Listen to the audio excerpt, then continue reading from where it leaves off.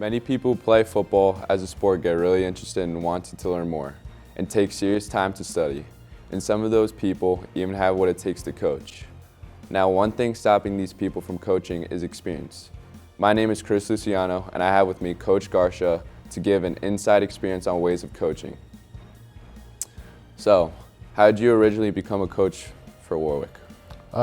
When I graduated high school, I went on to Hartwick College, played a little bit of ball there, and in the summer I was continuing to work out at the school, and my brother was on the team at the time, and he actually was trying to take over quarterback after me. And he didn't know how to throw very good, so I started helping him out, and then I started helping out the team a little bit. And just those summers, I tried to be around a little bit more, and then I graduated college, applied for a job, and when I got hired, they wanted me to coach, and it was really hard to say no. Yeah. Was it always your dream to be a coach, or did you take it more seriously before becoming one? I actually had no idea what I wanted to be when I was graduating high school.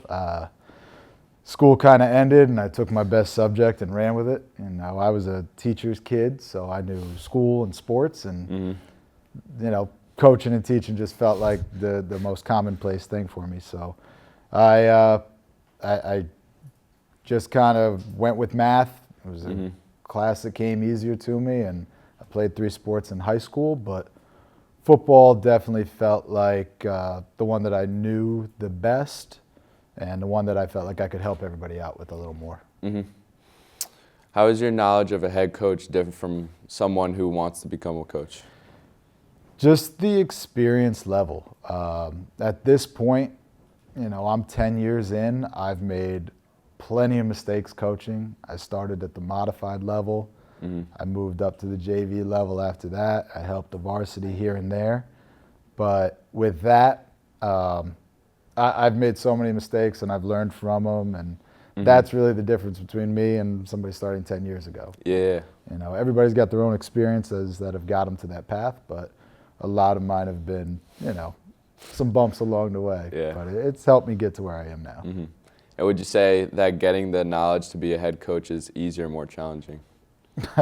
Depends on the year.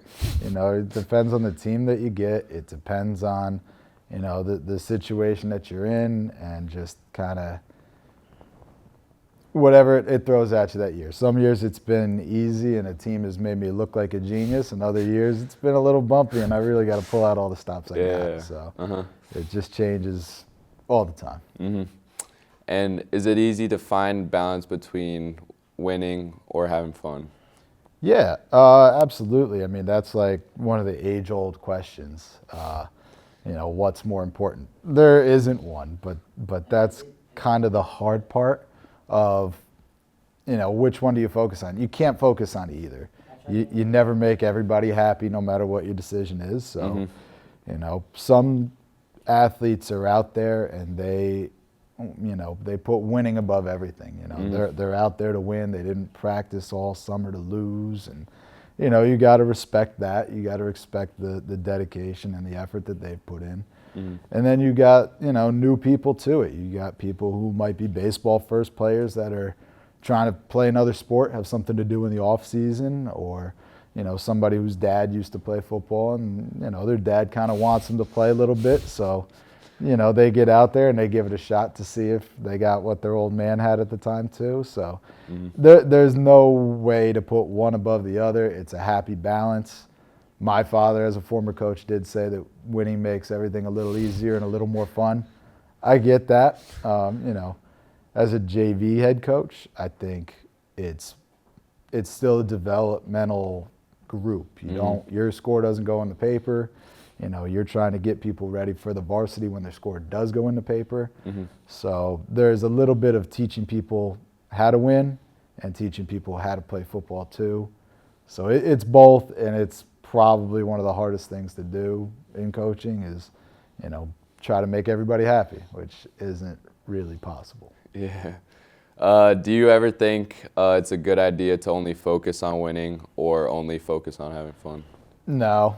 I mean, if you get further up the line, I played collegiately, and those guys don't want to lose. You know, they prioritize winning more. You know, they've seen success. They they got a different mentality of it. But you know, when you get to college, everybody's best player is there. You know, nobody was number 9 or 10 on their team. So at the levels, it changes. When I was coaching modified, yeah, focus more on fun, focus more on playing as many kids as you can. You move up to JV, you got to deal with the balance of winning and having fun.